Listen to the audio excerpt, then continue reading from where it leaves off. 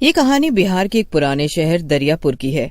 यहाँ हर रविवार को लगने वाली एक छोटी सी संडे मार्केट होती थी।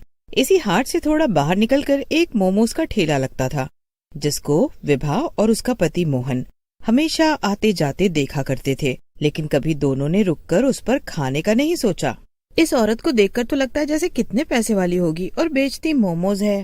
किसी किसी का मन करता है ऐसे काम करने का। जरूरी नहीं है कि पैसा नहीं है तो ही ये काम किया जाए। हाँ, वही मैं भी सोचूं। मार्केट अंदर है तो ये मार्केट से हटकर क्यों मोमोज बेचती है? इसको तो कॉलेज या स्कूल के बाहर बेचना चाहिए ये सब। छोड़ो, हमें क्या।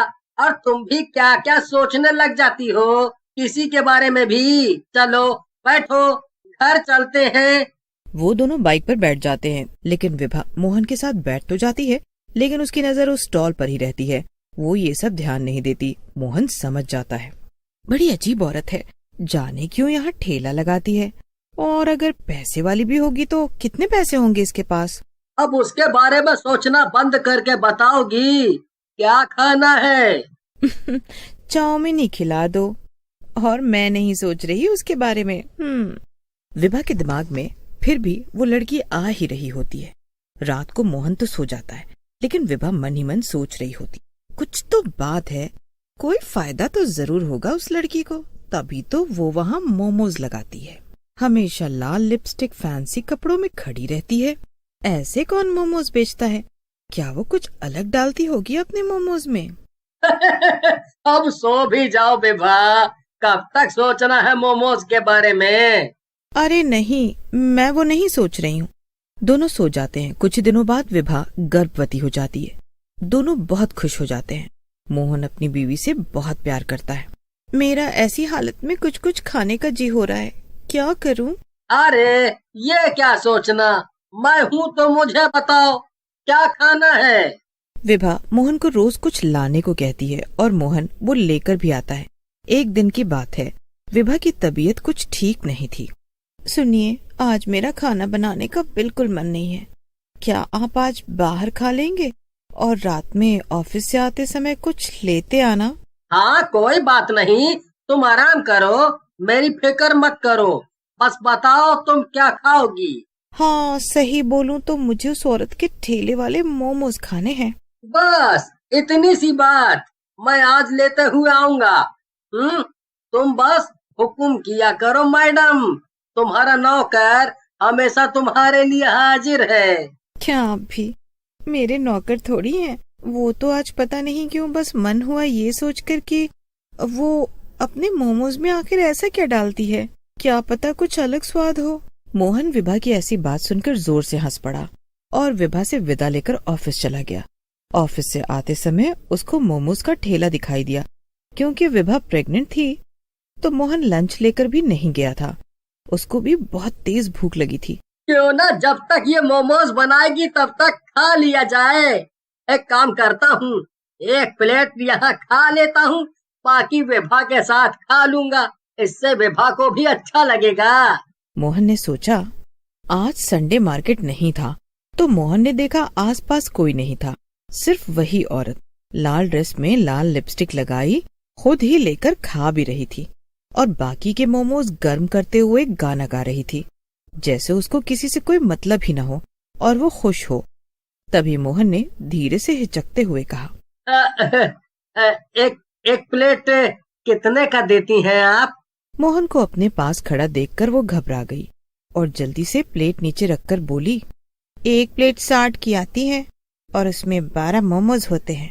ठेला देखकर तो लगा था मानो कितना ही महंगा देती होगी, लेकिन ये तो बहुत सस्ता है। ठीक है, तो 2 प्लेट आप पैक कर दीजिए घर ले जाने को, और हाफ प्लेट आप हमको अभी खाने के लिए दे दीजिए। मैं 2 प्लेट तो पैक कर देती हूँ, साथ में 1 प्लेट ही आपको खाने को दे देती हूँ। आज आप मेरे पहले ग्राहक हो तो हाफ प्लेट मेरी तरफ से मुफ्त। मोहन लड़की की बात सुनकर खुश हो जाता है। लड़की फिर से गाना गाने लग जाती है। हवा तेज हो जाती है। मोहन अपना फोन निकालता है, लेकिन उसमें बिल्कुल नेटवर्क नहीं होता। लेकिन लड़की, गुमनाम है कोई, बदनाम है कोई, मोहन उसका गाना सुनकर उससे पूछता है, आपको पता है क्या, यहाँ 1-2 महीने पहले एक लड़की ने 2 आदमी को मार दिया था। मोहन को लड़की की ये बात बहुत अजीब लगती है, लेकिन वो सोचता है, जल्दी से मोमोज खाकर घर चलता हूँ विभा के पास। ये रहे सर आपके गर्मा गर्म मोमोज, वो भी फुल प्लेट। आप ये खाओ, तब तक मैं घर के लिए मोमोज पैक कर देती हूँ। लेकिन बस एक शर्त है सर, मोमोज आपको सारे खाने पड़ेंगे। मोहन मोमोज लेकर खाना शुरू कर देता है। जैसे जैसे वो मोमोज खाता है वैसे ही वैसे उस लड़की का चेहरा डरावना होता जाता है। मोहन बहुत डरने लगता है क्योंकि आसपास कोई भी नहीं होता। क्या हुआ सर, खाओ ना, सारे खाने हैं आपको। अब उस लड़की की आवाज भी भारी होती चली गई थी। तभी मोहन की नजर उसके पैरों पर पड़ती है। वो उल्टे होते हैं, लेकिन मोहन ऐसा दिखाता है जैसे उसको कोई फर्क नहीं पड़ रहा। लेकिन तभी मोहन की नजर मोमोज पर पड़ती है। उसके मोमोज में बहुत सारे कीड़े चल रहे होते हैं। तभी वो लड़की की तरफ देखता है। वो अब तक चुड़ैल बन चुकी थी। बोला था ना सारा खाना है, ऐसे छोड़ क्यों दिया? मोहन उसकी बात का कोई जवाब नहीं देता। मोहन उसकी कोई बात नहीं सुनता और अपनी बाइक स्टार्ट करता है और वहां से निकल जाता है।